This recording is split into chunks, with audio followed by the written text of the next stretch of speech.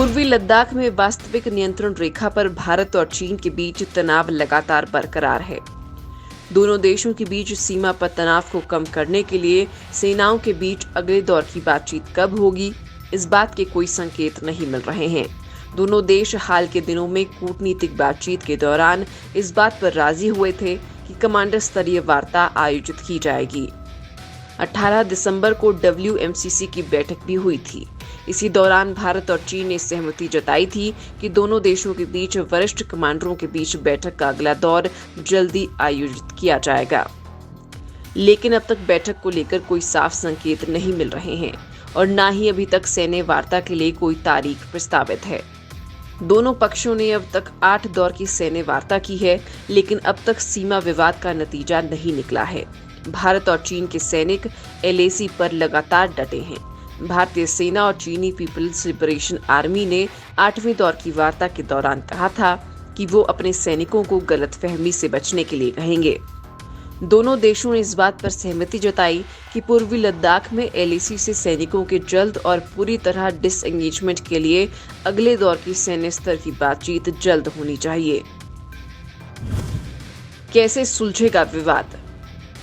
Northern army commander के पूर्व lieutenant general DS Hooda के मुताबिक भारत और चीन की सेनाओं के बीच बातचीत से नतीजा निकलने की उम्मीद कम है। इस विवाद को राजनयिक स्तर पर ही दोनों देश सुलझा सकते हैं। करीब 3.5 महीने पहले भारतीय सैनिक पूर्वी लद्दाख में पेंगोंग झील के दक्षिण किनारे पर रणनीतिक रूप से अहम मुखपरी रेचिनला और मगर हिल इलाके के कई ऊंचाई वाले स्थानों पर काबिज हो गए थे। भारतीय सेना ने ये कार्रवाई 29 और 30 अगस्त की दरमियानी रात को पीपल्स लिबरेशन आर्मी द्वारा उन्हें धमकाने की कोशिश करने के बाद की।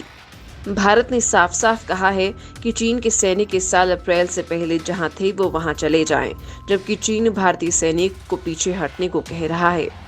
हालांकि दोनों में से कोई भी पक्ष पीछे हटने को तैयार नहीं है। विशेषज्ञों का कहना है कि जब तक भारत और चीन के बीच विवाद वाले फ्रिक्शन पॉइंट पर मतभेद की स्थिति को कूटनीतिक और राजनीतिक स्तर पर बातचीत के जरिए सुलझाया नहीं जाता, तब तक दोनों देशों की सेनाओं में ये तकरार जारी रहेगी। भारत और चीन दोनों लद्दाख सेक्टर में लंबी समय के लिए तैयार हैं और कठोर सर्दियों के महीनों के दौरान LAC के साथ फॉरवर्ड पोजीशन को संभालने को लेकर दृढ़ हैं। कड़ाके की ठंड से चीनियों की हालत खराब। भारत चीन के बीच तनाव का केंद्र बनी पूर्वी लद्दाख की सीमा पर इस समय जबरदस्त ठंड पड़ रही है। माइनस टेम्परेचर वाली ठंड से चीन के सैनिक परेशान हैं, वहीं दूसरी ओर भारतीय सैनिक मुस्तैदी से डटे हुए हैं। सूत्रों के मुताबिक ठंड से चीनी सैनिकों की परेशानी बढ़ने के कारण उनकी फ्रंटलाइन पोजीशन में डेली बदलाव किया जा रहा है। फ्रंटलाइन पोजीशन में बदलाव का ये ट्रेंड स्ट्रैटेजिक रूप से महत्वपूर्ण ऊंची पहाड़ियों पर भी देखा जा रहा है, जहां पेंगोंग झील के दोनों तरफ के एरिया में 3 महीनों से भारत और चीन के जवान तैनात हैं। भारतीय जवान वहां पर माइनस टेम्परेचर में डटे हुए हैं। वहां पर तैनात भारतीय जवानों में से ज्यादातर पश्चिमी लद्दाख और सियाचिन ग्लेशियर जैसे ऊंचाई वाले स्थानों में तैनात रह चुके हैं, इसलिए ऐसी परिस्थितियों से सैनिक परिचित हैं। इसके अलावा भारत ने जवानों के लिए अमेरिका से आपातकालीन खरीद के तहत 30,000 गर्म कपड़े खरीदे हैं।